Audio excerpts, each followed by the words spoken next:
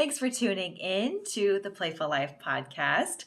I am Crystal, your host from Crystallized Health Advisors. And this podcast is the place to find all things to live your best life. Again, I believe that living your best, most playful life has everything to do with having physical health, mental, spiritual, emotional, and financial health. And the guests I have on my podcast are sharing their journey, their personal experience, and giving you tidbits and ways to live your best, most playful life. My guest today on the podcast is Peggy Chavis, and I'm so honored to know Peggy. She is a friend of mine through the health coaching world, and she has such a wonderful and powerful experience and story to share with you on this podcast about taking care of others and being a caregiver in her life and how that really affected her health.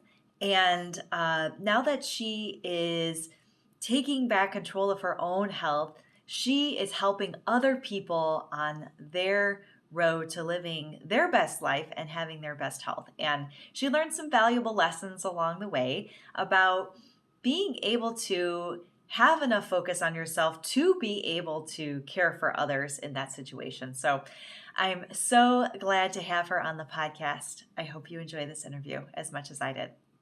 Hello, Peggy. Good morning. Good morning, Crystal. How are you?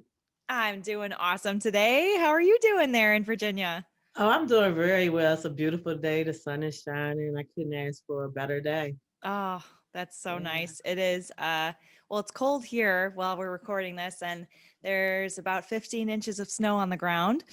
So Yeah, it that we just don't have. oh good. Yeah. It's one of those things you just kind of keep moving the snow wherever it'll go. I don't know. At this point, it's just like, I don't know, there's some room over here. Let's just put it over there. Yeah, that's amazing. I was out walking yesterday. So we had snow earlier in the week, but it snowed and then it disappeared. That's how it works here. Pretty Oh, see, much. that's So we're nice. lucky. Yeah. Yeah, kind of lucky. Excellent. Yes.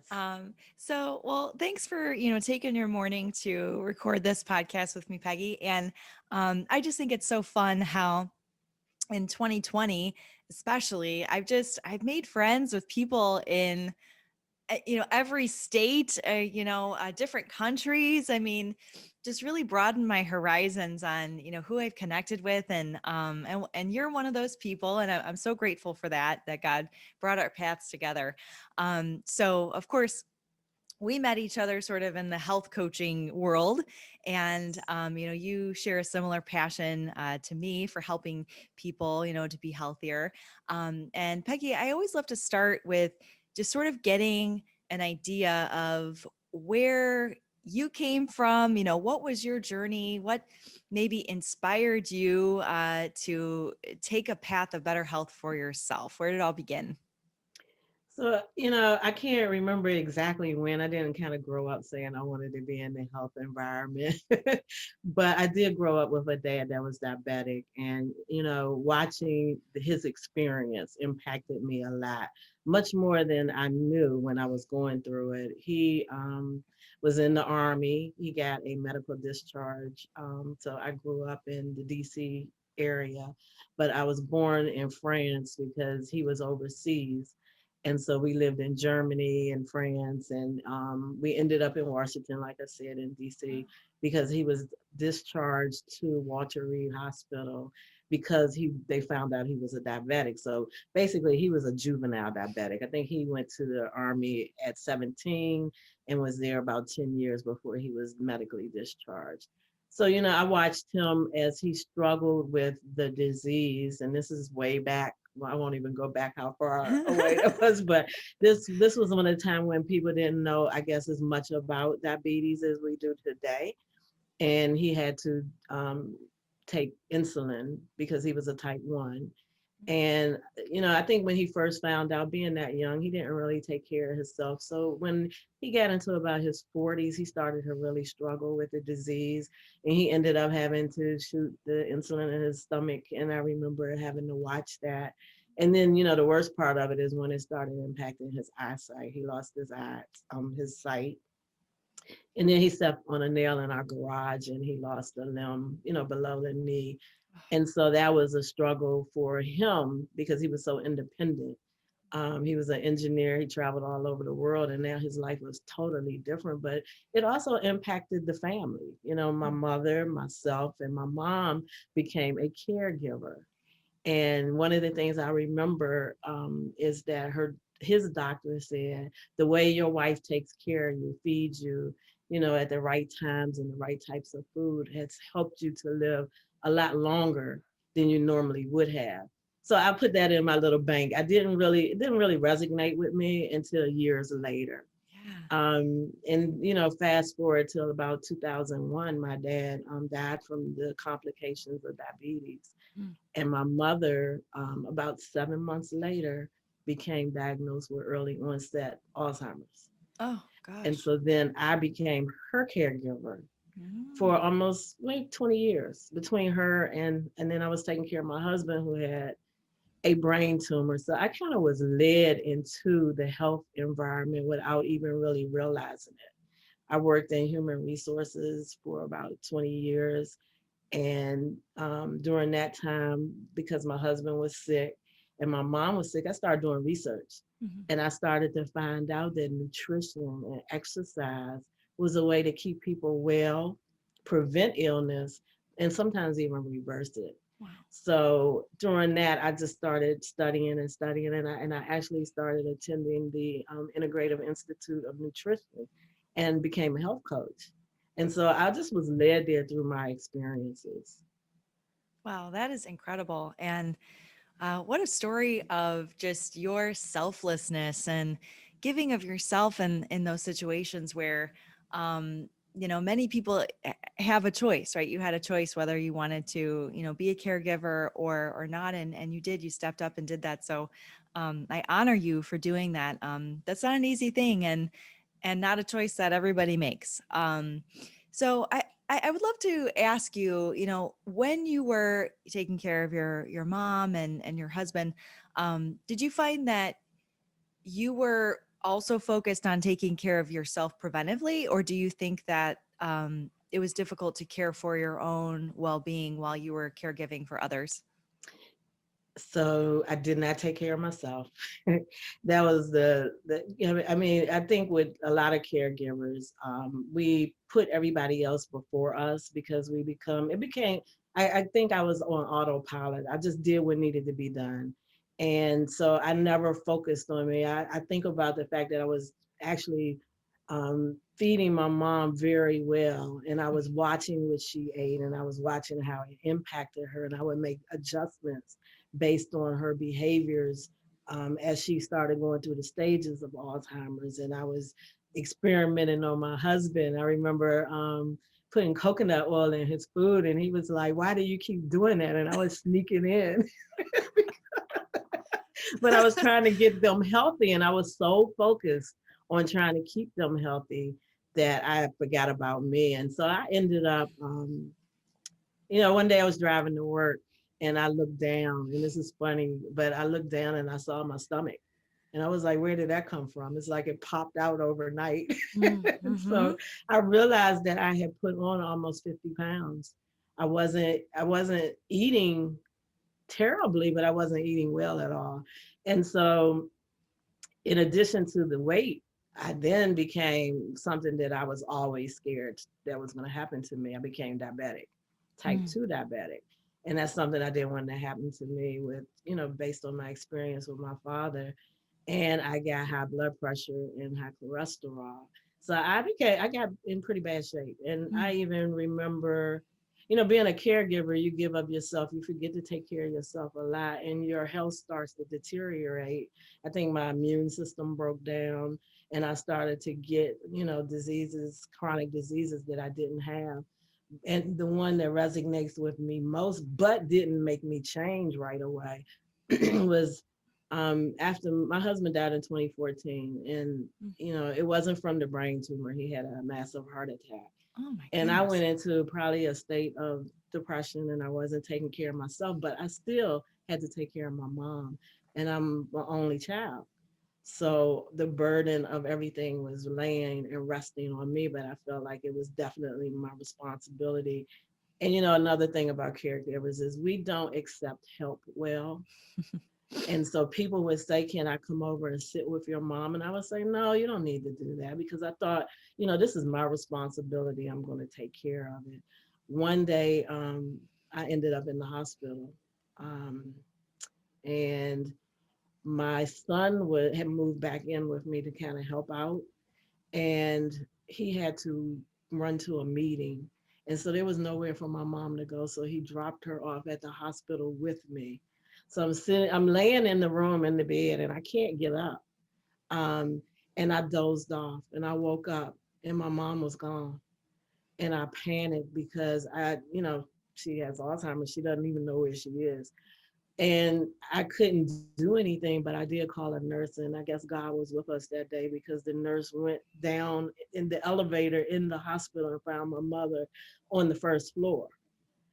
And that was a blessing because who knows what could have happened. But I realized, how dangerous it can be when you take care of somebody and you don't take care of yourself, because things like that can happen.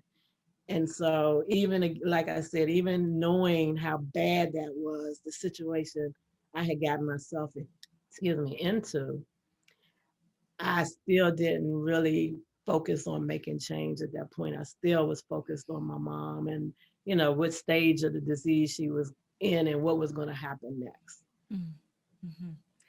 Wow, that's an incredible example of putting the oxygen mask on yourself first, right? And yeah, you got to the point where you had, neglected to care for yourself so much that made you unable to care for your mom. So that's really beautiful that you shared that, because I think that there are a lot of people in that situation. And um, I can imagine there were a lot of different feelings that you had at that point.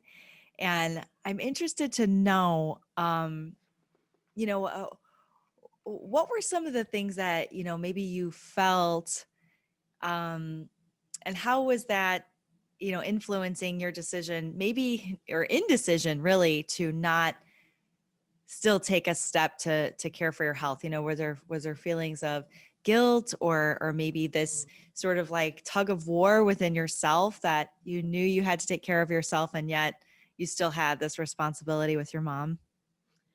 Yeah, I mean, to be honest, sometimes I was angry. I didn't have a lot of freedom. I couldn't just get up and even run to the store. I mean, I had to have somebody at my house. And so that became me and my son, actually. He's a entrepreneur, and he was able to actually be at home sometimes. So that gave me out. But I felt guilty sometimes because I did feel angry.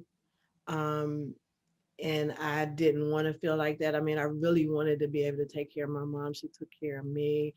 I didn't want her in a nursing home. I didn't want her in any environment other than in a household where she was loved, and people knew her even if she didn't know us. And it was funny because she thought I was her younger sister and my son was her younger brother. So, you have the guilt, you have the anger, you have isolation. You feel like you're on your own. You feel like because you don't accept help, even if you have people that can help you, you feel a little deserted. People Mm-hmm. don't really understand what you're going through. They can offer help, but they have no clue how complicated it would have been, like with my mom being having Alzheimer's, how she might have acted if somebody that she didn't really know might have come in. I didn't want people in my house that I didn't know, so I wouldn't get that kind of help. So it became really complicated and very hard to be that caregiver, taking care of other people. Um, and then that person, dealing with different things when that person is incapacitated, can't take care of themselves, has to rely on somebody else, especially when they're adults. That makes it complicated as well. Mm-hmm. So it just got hard. And, again, I think it impacted my health a lot. Yeah, yeah. And I I wanted to interview you because I feel like your story is such a story of strength and hope, courage, and really triumph. You know that um, you didn't just kind of give up, and once you were over that season of your life, that you didn't just kind of throw your hands in the air and say, "Well, too late for me," right? Right. You sort of took control and started to pursue these things. And so I guess I'd love to touch for just a moment before we move on, but when you finally did say yes for yourself, I imagine that was probably after your mom passed. Yes, it was. She passed in 2019, and so again, because I had done all this research, I knew the stages of Alzheimer's, and I knew, what was coming. And I had taken her to a neurologist, and he said, it's time for you to put her in a nursing home. And I said, don't want to do that. And I believe God works in mysterious ways because, and He's always there because at that time, my company was doing a reorganization and they asked for people who might be interested in opting out. And I was getting close to the time, maybe a couple of years away from, retiring after having been there for so long. And so I raised my hand because I knew that I would never put my mother in a nursing home. That's just me. It's not that I think it's bad. I think people have to do what they have to do, but it just worked out for me. And so I actually raised my hand. I left my job on March 31st of 2019. So my first effective day of no longer working and being a full-time caregiver was April 1st. Mm. My mom passed a week later to the day. Wow. Oh And my goodness. so, yeah, and so I had all these plans of what I was going to do. I was going to be taking care of her. And now all of a sudden, that's gone. Mm. So I had to deal with that. But then I was like, I'm one of those people that I take immediate action. I want something to do. And so I said, what am I going to do now? I need to be doing something. And so, the first thing I did was join the Alzheimer's Association as a volunteer. So I'm a community educator and I'm an advocate for Alzheimer's. So I go around talking to nursing homes, at least before COVID, Mm. assisted living and churches, talking about, the signs of Alzheimer's so you can recognize it. And then I said, you know what, you are a health coach and you love helping people. I've always loved helping people. So why not do something with that? So I decided to um, start my own business. So I became an entrepreneur. But the third thing that I did and the most important was I started to say, now I need to take back my own health. I saw what bad health can do. My mom had chronic diseases. I don't know if that led to her Alzheimer's, but she had high blood pressure, high cholesterol. My dad was diabetic. I saw what happened to both of them, over time. And I wanted to take control and I didn't want that to happen to me. So I joined the gym and I started this program where I started focusing on exactly what I was eating and just exercising, and I lost 25 pounds. But more importantly, and what excited me the most is I reversed my type 2 diabetes. I am no longer considered as hypertensive. I don't have high blood pressure anymore, in other words. And I haven't gotten rid of my high cholesterol, but I have lowered it. And so that meant a lot to me to be able to do that. And that's what I've been focusing on. Now I focus a lot on me. I have grandchildren, three that are here. My son got married while he was here, and they still live with me at this moment. So I get to see my grandchildren every day. And, it resonates with me that one, some of the chronic diseases in my line can be hereditary, Mm.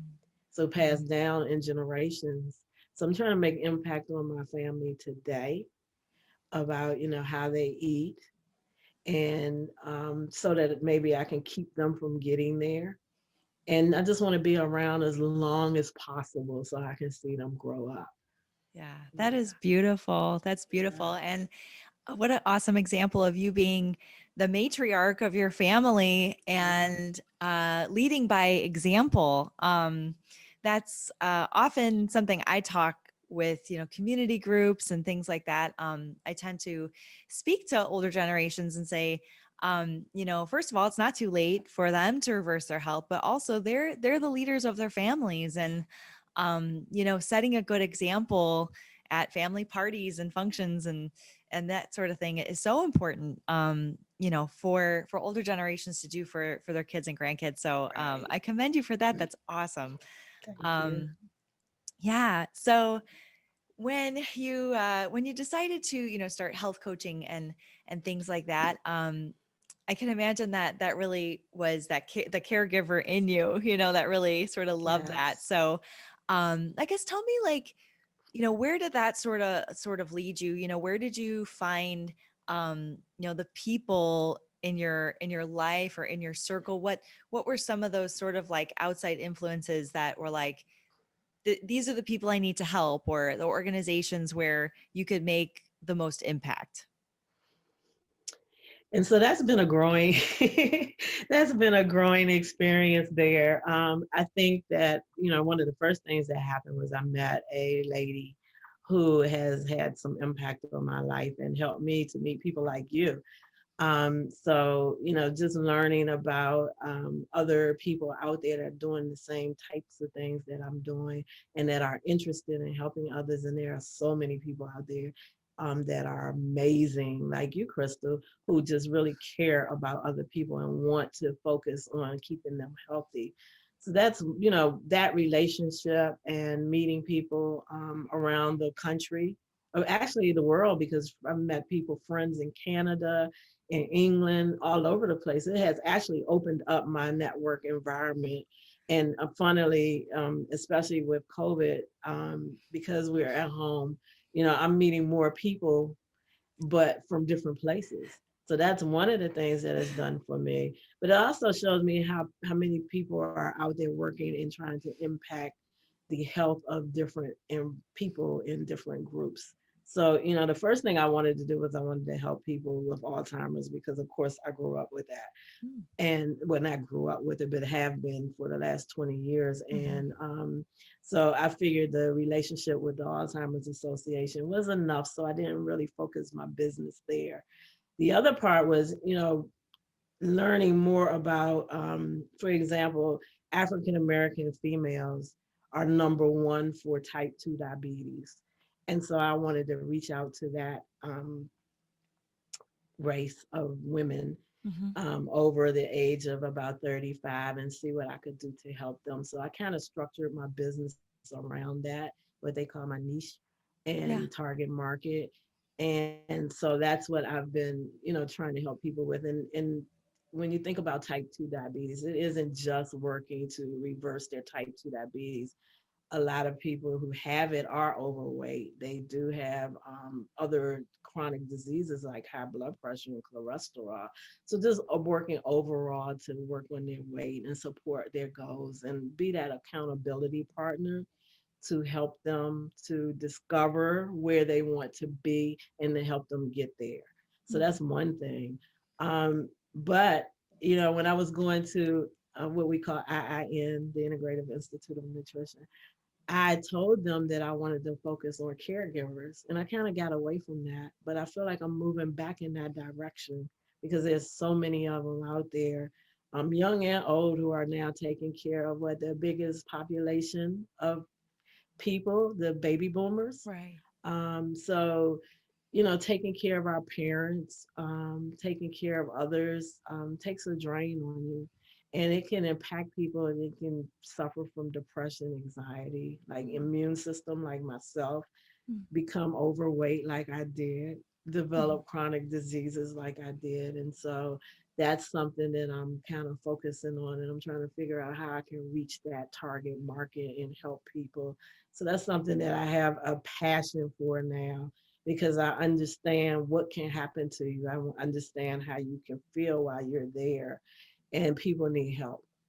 Yes, So, yes, yeah. absolutely. And you have that personal experience. So, and know what it felt like to be in that situation and say, gosh, nobody understands, right? And nobody really gets the complexity of the situation, and you do. And I think more than anything, people want to know that there are other people that understand what they're going through. And I mean, I know that from my own experience in some of the different ways that, I've been in recovery for different things. And when you can walk into a room or have a conversation with somebody that says, yeah, I've been there, and or I am there, or something, um, is just, it's such a gift that has no price. It's just an absolute blessing, to have that. So I commend you for wanting to do that. And I love how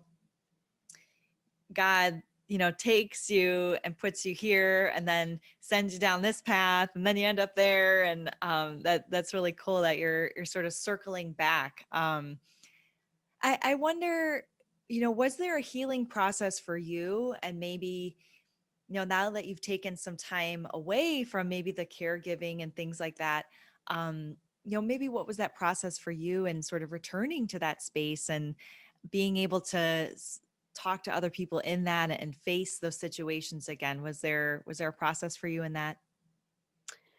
Yeah, I think the healing came from, well, for me, it was moving forward and helping people because I think I got it for 20 years of taking care of people. It became something that I just, again, I adopted and I just did. And so, sometimes when you are not doing that anymore, you kind of feel lost because you have a purpose. And so my purpose not necessarily was gone, but it was not the same anymore. And so I've kind of felt at a loss for a moment. And I think the drive for me is, dealing with grief and moving forward requires me to get up and do something. And so I think that when I started to work with people and even talking to people, that have had some of the same experiences it helps to heal me, but it also helps me to recognize that there's a need out there, and then it creates a new purpose for me. So that is my I guess that's my healing. Again, always helping people. I remember my mom saying when I was a little girl, I used to bring kids in off the street and say, Mommy, you need to feed them. Oh, And so, wow. I mean, just from the beginning, I've always been that person who cared. And it's funny because I always thought I was more like my father, who he was analytical and, he was kind of very business. And so that's how I kind of been in my life. And I thought I'm just like my dad. But then I realized I'm a lot like my mom because she took care of people. She was a daycare provider. She had a daycare in her home, but she was a directress at a nursery school at a church. And so she always took care of the people, to children in the neighborhood. They would always come to our house after school. So I realized that I became a lot like my mother. And I thought that was like, a lot of insight that one day I just discovered about myself because I thought I was one way. Come to find out I was totally different. Hmm. And so that it was amazing to me to find out how much like my mom I really am. I look just like her, but I didn't know I was just like her. So That that's is interesting. So that, beautiful. that yeah, and that's a part of my healing. I think is again, helping other people, finding people who are going through the same things. Because just like you said, when you've been through something, you can be there to understand somebody else's situation. Their situation might not be just the same, but it can have similarities where you can be more empathetic with that person because you understand where they're coming from. And that's what I want to do, help people understand and help them work through this Yeah. processes like this so that they can stay healthy. Hmm. So, to prevent them from getting to a place where I did, I certainly can help them because I know how I got there. Yeah. Wow. That's excellent. And you are also carrying on your mother's legacy, right? Of that Yeah, caregiving and sort. I mean, you're not bringing people into your home. Well, I know you do have a lot of people in your home right now, I do. but just as far as bringing people into just the health world and better health is, I think, carrying on your mom's memory there, and sort of continuing with that, right? That open door to people who need help. So Yes. that's really beautiful and wonderful. And I know we've sort of talked a little bit about helping people in our faith community with, Hmm. having better health. And I think, some of that comes from probably both of us just being connected to that, part of our lives, and Hmm. maybe seeing that need. So I guess I'm curious to know, like, what was your sort of experience with that? Or, how do you find that our physical health and our spiritual health and all of that well-being is connected? Yeah, so that well, one, I learned a lot from working with the Alzheimer's Association and actually going into churches and talking and meeting with people and finding out their needs. The spirituality and the health, they kind of go hand in hand because it's about mind, body, and spirit. And so, when I went to health school, health coaching school, they taught about like this wheel of, it's like a life cycle, and the life cycle covers the whole body and the mind, and of course the spirit. So when you think about being total wellness covers so many different things for so many different people. But it covers like social interaction, it covers financial, covers relationships, it covers work environment, it covers, of course, your physical, which is the nutrition and the exercise, and it covers the spirit, which is where you're connected, because maybe everybody doesn't believe in God and religion, but the spiritual part, whatever their spiritual part is, the connection with yourself and, with God, if that's what you believe in, that makes you whole and it makes you well. So those connections together are very important and very strong. So when I start to think about my business, I'm thinking about, who the people are I want to work with and what I want to cover. And the spirituality part is certainly important. And I have a girlfriend that I've been knowing since I was in the fourth grade, and she is now a pastor. And for the last couple of years, we have had some retreats in the mountains where she does the spiritual part and brings in health. And we're going to be doing some of that going forward as soon as we can get out I safely. know. I want to be there, Right. Peggy. Yes, I want you there. We do it in Massanutten Mountains in Virginia. It's beautiful.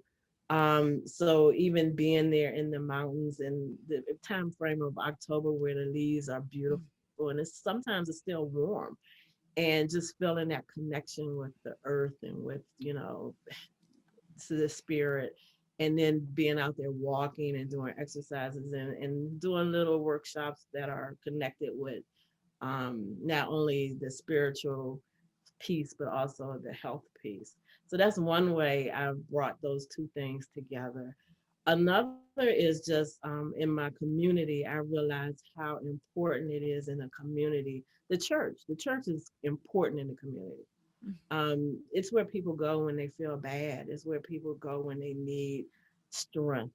It's where people go when they need community. And so the church to me is so influential, and the leaders of the church are so influential that partnering with them in the church to focus on health has become very important to me too, because that's a way where you can get to a congregation of people and help them. You see churches with gardens, you see churches doing health fairs.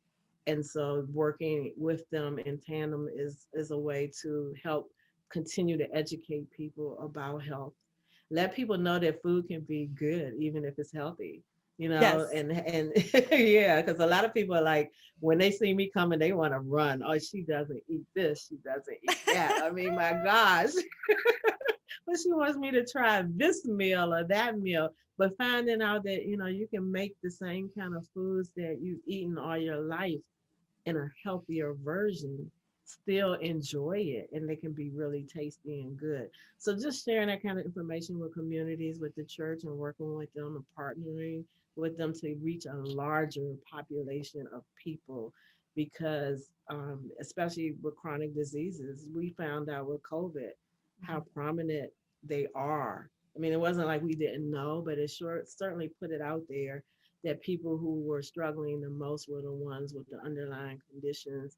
Right. And that's where we can help, because we can help them prevent them by not only working with the adults, but teaching the children. Mm. Yes. And so those are the things that I am focused on going forward. Yeah, Yeah. that is wonderful. I My husband and I have a nonprofit that we are building in our community, and one of our initiatives is to educate families and children especially just about vegetables and where Hmm. things come from. And I remember I was watching something a couple years ago, and they had like a bunch of kids that they were interviewing, and there were so many children that didn't understand that a potato chip came from something called a potato that grew in the ground, right? And or like pizza, where those things came from, that a tomato grows, and then cheese is from a cow that also gives you the same thing, milk that you drink, and ice cream. And so yeah, I think education is a huge component of that. Hmm. And I can see that, you know, when people go to like a faith community or a church to learn about our spirit and our path to something better, um we shouldn't be ashamed that taking care of our physical body is also part of that, and Right. like you said, even our financial well-being, that when we're struggling financially, that sort of zaps our energy from prayer and from community and from taking care of our bodies as that temple. So seeing that all those things are connected has definitely been something that even me, I've sort of put all these pieces together maybe within the last several years and said, no, all of these things are certainly connected Right. for sure. Yeah. Yeah, and I think it's really important. I mean, just like if you bringing your children up in the church, right? That's a place where they learn, just about, you know, God and the Spirit, and it, taking care of people and helping people, and just that community that is so caring and loving, of everyone, and then to bring in the health component with that and start teaching them, because I use the term a lot, generational health, because to me that is so important. I think my great grandmother had Alzheimer's. My grandmother had high blood pressure, and she had suffered from a stroke. So I think about the generations before me that have had these chronic diseases, and then I think about the generations that are coming after me, and how can I make change today that can stop this? Mm, Because one of the things that I do know is, like, for my particular race, we're number one in almost every chronic disease that's out there. mm, And that's from research that I've done, that is a fact. How can we make change? How mhm. can, today I talk to another maybe female client and impact her so that she can make change to the generations in her family to come. And so I think that's really important. And especially, because the way church is structured and what people are doing in church to help each other, that's a place that this can really resonate. So that's something that I am focused on as well, especially since I have my grandchildren. It's that generational health. And Yeah. hopefully they won't suffer from some of the same things Mm, that I have and past generations have. wow, that is so powerful. And maybe not being able to change the whole world, but Right. taking that little, okay, I can, this is the piece of it that I can influence, right? And Right. I think Yeah. when we see, especially I feel like in the last year, there's been a lot of light shown on, social injustice and, a lot of inequalities in the world and, in Hmm. our country, I should say. And it just makes you want to like crawl in a hole and cry and say, oh God, I don't know. How am I, what can I do? I mean, Right. really. And yeah, being able to say, okay, well, this is my passion. So in what way can I use this to sort of affect some change around me? And I think it has a ripple effect. So It that's really awesome. does. Peggy, It I see does. you having sort of like this world domination, I where you wish. just, can have so much influence on, your community and, just going out and out and out for generations to come. So that's going to be your legacy, that you sort of carry on that caregiving that your mom had, and you're just like your reach is going to be just millions, and Right. I I hope so. yeah. I'm working on that. Yes. Yeah. And it's like, a lot of us go through different things in our lives, and it's all about how we approach them, the things that we have. Like I heard on the news the other day that because of COVID, a lot of African Americans now are becoming doctors. The percentages of kids, not kids, well, young adults, applying for medical school has Wow. increased. And I'm like, wow. So this is when you start seeing that something good can come from something bad. And Mm-hmm. so I think that's what I've done with my life. I've had a lot of loss, and seen a lot of people suffer through different things that are very close to me. And I've taken that and I've used it to help me recognize a need and try to fulfill it. Yeah, yeah. Wow. Well, that's awesome. I didn't know that, so that is a beautiful, piece of information, and I think a spark of hope that, like you said, even Yes. out of all of this, craziness and sort of tragedy that we've been faced with, there is some hope, right? God's still at work, Mhm. and there's always some sort of light there to shine in that. So thank you for that. So I would love to just sort of share with people here for a moment how people can find you, right? If somebody's listening or watching this and says, "Hey, that's me," I've been taking care of my family and let my own health go, and gosh, I think Peggy would just really understand what I'm going through and help me turn it around. How can they contact you and find you, Peggy? So one of the ways is through Facebook, and if you just go in Facebook and just say at Peggy Chavis health coach, you'll find me. Or you can just search for Peggy Chavis on Facebook. I'm actually working on my website now. It is not up, but it's being worked on, so I don't have that available. But just I also have well, I guess you could do my email. You could email me Peggy B Chavis healthcoach@gmail.com. Oh, wonderful. Okay. So that's another way. And I just want to say, just for example, for people who are trying to do better at taking care of themselves, I have a free email series that's about self care. And if I have an email address, that can just be sent to them automatically. And it'll just go out like over a period of, I think, 13 days. But it'll provide information specific to a day where you can really just sit back and focus on taking care of you, because a lot of us don't do that. And again, that means a lot to me, to focus on you and take care of you, because it's really important. And we lose that in the midst of taking care of ourselves. And it's not just taking care of people who are ill.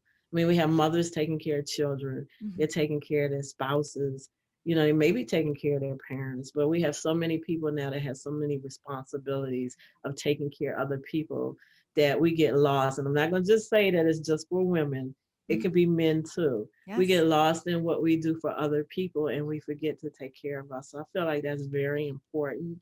And I want to help people any way I can in making sure they remember that, taking care of yourself is not selfish. It's Mhm. important, because if you don't do that, you may not be able to or be around to take care of somebody else that's going to need you.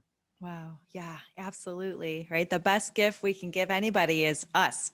Yes. Yeah. And I found that out, if you remember my hospital time. So that goes back Mhm. to now. I remember that really stands out to me now when it didn't then. That had I not, just that short period of time, I wasn't able to really be there for my mom. Yeah. Yeah. So, Oh, wow. Well, I'll be sure to link all that information in the show notes of this episode, wherever it is out there in the world. It's this podcast airs like on Google Podcast, Spotify, a lot of the streaming podcasts like that, iTunes, and then it's also the video is live here on Facebook and then also on my YouTube channel. So lots of different ways that people can find you, and get connected. So, well, thanks so much for, again, taking your time, Peggy. And I know you're a busy lady and rockin' entrepreneur. So I celebrate you and congratulate you. And I want to say just put it out to God that you just have so much more work to do on this earth. And I'm excited to be a friend and a colleague in that journey for sure. Yeah, thank you. Thank you for having me on your show. And thank you for being in my life now, because it sure has opened up my world even more. And I have a new friend. So I appreciate that. And I feel blessed about, what has been able to happen for me since 2019. Yeah. Wow. Yeah. Awesome. Yeah. And sometimes it's, I mean, if somebody told you that you'd be, sitting here doing this or health coaching, whatever, like at that point, right, you would have been like, what, you're crazy. Right. So sometimes it's hard, hard to envision what that is going to be like, right, for you in the future, but you just got to take that first step and just trust and hope that something greater is coming. And I think if we keep moving forward, all the great things will still keep coming. That's true. Very true. Yes, that's so true. Well, awesome, Yeah. Peggy. Well, I can't wait until we can meet face to face and party I together, know. and maybe that'll be at your retreat. I'm really Yes. hoping. So, I'm just gonna put that out there that when you have that, I will be there. So, very Okay. excited for that. Definitely going to invite you. All right, excellent.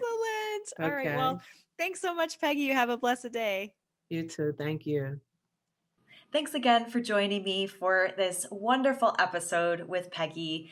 I hope that you found some inspiration here. And of course, if you love this podcast, don't keep it a secret. Please share it with somebody who may get some hope and inspiration from hearing this message today.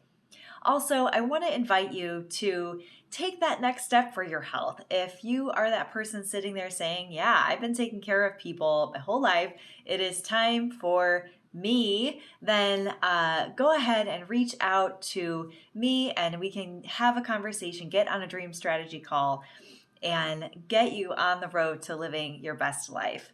As always, thank you to Ron Harlow Media for hosting this show on his web, Facebook, and all the good things there. Check out Ron Harlow every day from 4 to 6, the Make My Day podcast, and Erin Alice, the Cheeky Mom, on Wednesday mornings. And again, thank you to some of the sponsors that make this podcast possible. To Baxter Printing in Highland, Indiana. Baxter Printing is located in Indiana, but can do work for you no matter where you are. They ship to anywhere in the 50 states. So be sure to check them out, Baxter Printing, or give them a call locally at 219-923-1999. I will see you next time here on The Playful Life. Stay healthy and stay playful.